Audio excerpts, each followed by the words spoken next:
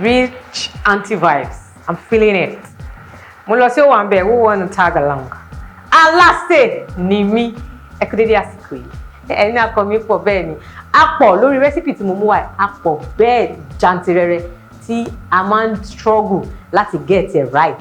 Àmọ́ èmi ti lọ, mo bọ̀, mo try. Ó wá perfect. Semo ni. Bá ṣe máa fà tó máa lẹ̀ dáadáa, tí ò ní máa túká. Ní ṣàwọn Semo tẹ́ máa bù báyìí pé àwọn máa túká, ẹ máa ní irú Semo lélẹ̀. Òun mú wá fún yín lénìí. Just simple. Ẹ jẹ́ kí n sáré kọ́ yín sharp ni.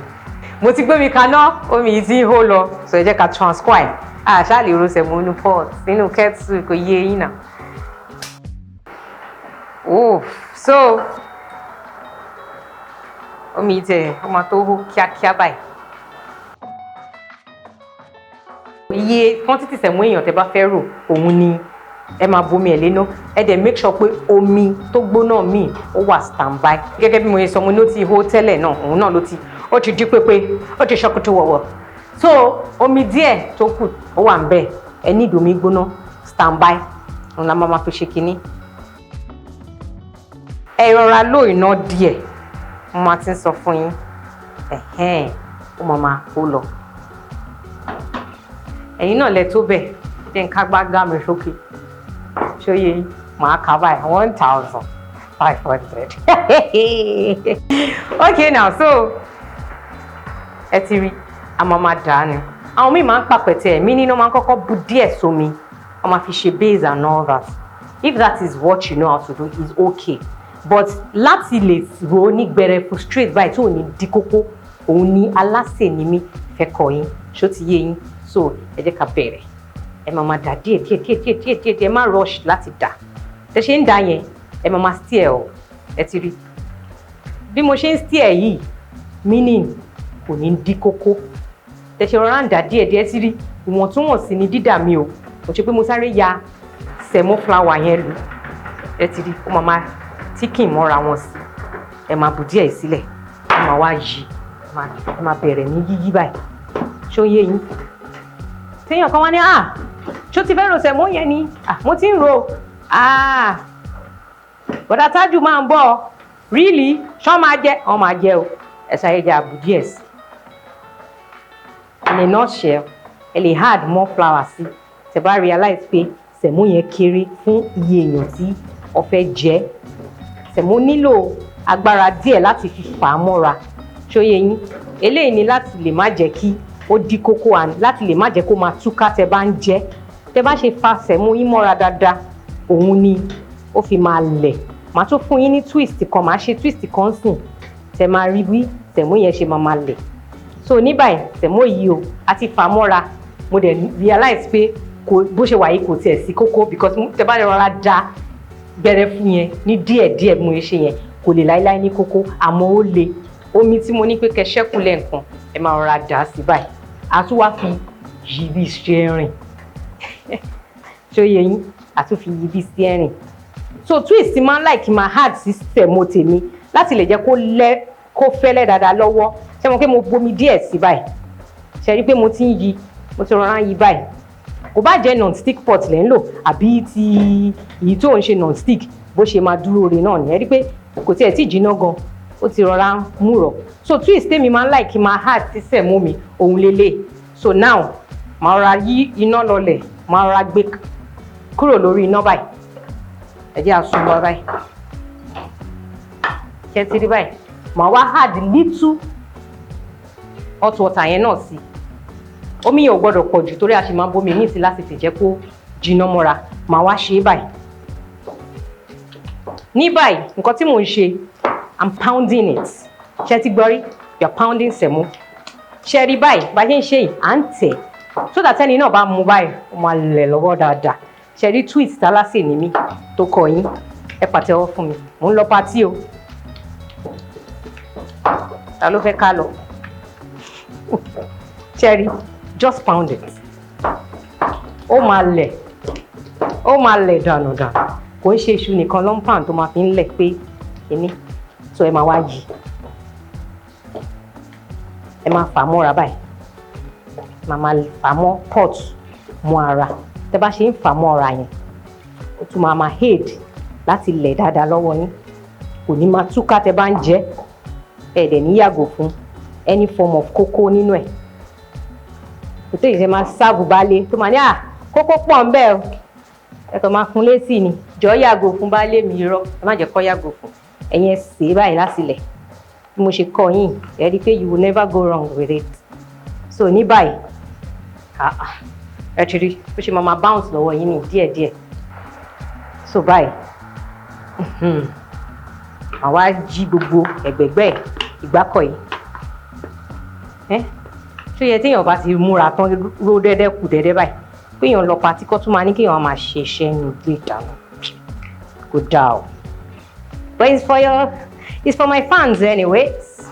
So now màá ní láti gbé padà sí orí iná, màá wá rọra lò iná yẹn, a máa wá da omi gbóná yẹn tó kù. Eléyìí ni láti lè jẹ́ kí ó rọ̀ to our desired texture. Tó bá láì kí sẹ̀mú ẹ̀ kó rọ̀ pẹ̀tẹ̀pẹ̀tẹ̀, bu omi yá, àmọ́ kò dá kó rọ̀ pẹ̀tẹ̀pẹ̀tẹ̀. So èmi ò láì kó rọ̀ jù, mi dẹ̀ láì kó le jù, so ìwọ̀ntúnwọ̀nsì ni omi ẹ̀. Notice bí mo ṣe rọra fi ọmọ orógùn ṣé mo tún fi ń pound ẹ̀ díẹ̀díẹ̀ ni o. A lè mú rọ̀ dáadáa lọ́wọ́, á lẹ̀ dáadáa. Ṣé pé omi yẹn tẹ̀ tí ń hó, so ẹ jẹ́ kó cook for some minutes, bíi 2 minutes. Eléyìí ni pé sẹ̀mó yẹn ò ní dùn, ó dẹ̀ máa jiná dáadáa torí bó ṣe wà yìí tẹ́ bá taste ẹ̀ ó dùn. So that's it. Màá wá cover. Ẹ jẹ́ ká fún ní bíi 2 minutes kó jiná mọ́ra, àwa padà wá. Alase ni mí.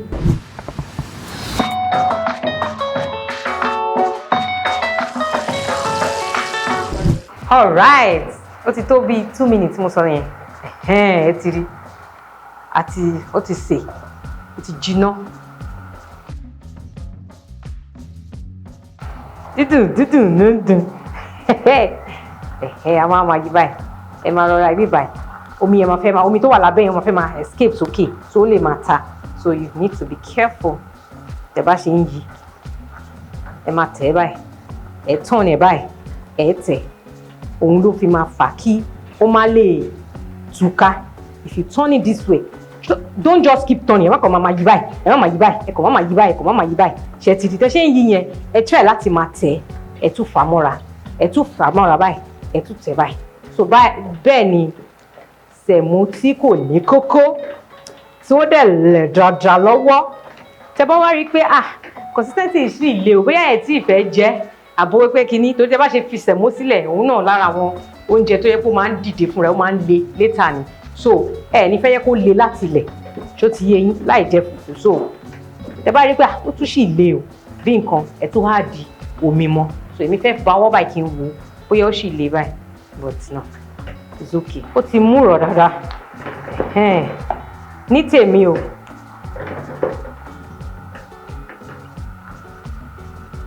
ó ti perfect. The next thing now is ẹ pa gáàsì yín. Ẹ yọgi kúrò láàrò, kẹ́ wá sọ sẹ̀mó yín kalẹ̀. Sẹ̀mó ó like kéèyàn máa fà mọ́ra. Ẹ máa like ẹ̀ ní jíjẹ, á dẹ̀ lẹ̀. Ó ti tán, a ti ro sẹ̀mó wa, ó ti dùn rí, ó dẹ̀ ti ṣe óyé kébù. So èèyàn bíi 4 ni mo fẹ́ serve báyìí. So ẹ máa ṣe báyìí, ìgbà kan yín ẹ rọra yí báyìí, ẹ dẹ̀ fi kọ́, ẹ ti rí, so simple. Ẹ máa rọra fi sí báyìí. So ẹ yí báyìí, ẹ ṣe báyìí, á dùn lójú láti serve. Ẹ wá mú láìlọ́n yín, ẹ yí báyìí.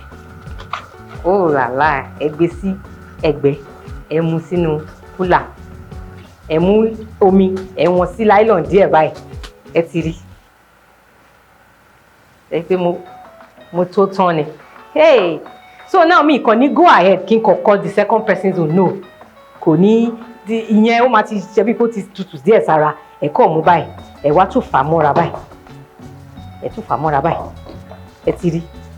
So tẹ́ bá ṣe ń kọ́ each person's own sínú nylon, òun ni kẹ́ máa,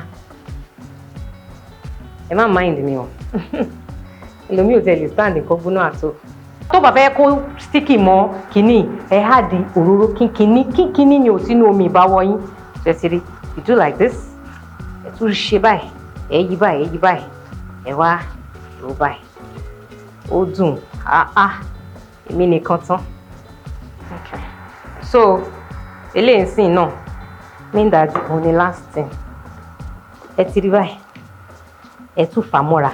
So tó yẹ tẹ bá lọ sí búkà èyí pé àwọn ìyá yẹn tó máa ń ta àmàlà àbí sẹ̀mú wọ́n máa ń jókòó sí di àrò. So tẹ bá fẹ́ ní mo fẹ́ ra oníkíní kan máa fà mọ́ra díẹ̀ báyìí ẹ fi máa wọ̀ kó kí o gbogbo sẹ̀mú tí mo jẹ ní patí yẹn o ó lẹ̀ ó ṣe kíní àmọ́ ibì kan lẹ̀ ibì kan ṣe kíní wọn ò fà mọ́ra tó bẹ́ẹ̀ ni. So no wastage in my own kitchen o àbá kọ́ báyìí àwọn àdùn báyìí a máa ha gbogbo ẹ̀gbẹ̀gbẹ́.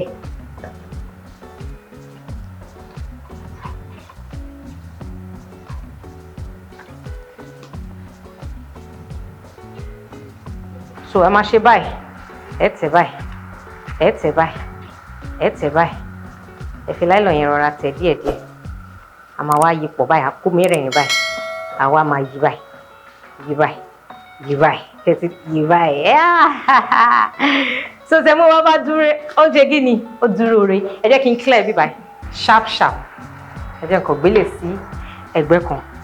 Sẹ́mu a lè fi jẹ any preferred soup ilá ni o àpọ̀n ni o ẹ̀gúsí ni o ẹ̀fọ́ ni o anyone at all ẹ dẹ̀ lè fi jẹ white soup táwọn Yíbò máa ń lò kò sí nǹkan tí sẹ̀mú ò lè lọ àmọ́ bó ṣe ń ṣe lélẹ̀ tó yẹ kó tẹ bá bù báyìí ó máa lẹ̀ mọ́wọ́. Ire o lọ́jọ́ gbogbo ẹ try láti subscribe sí channel mi ẹ jẹ́ ká ṣèmí ní ọjọ́ ìmí báyà.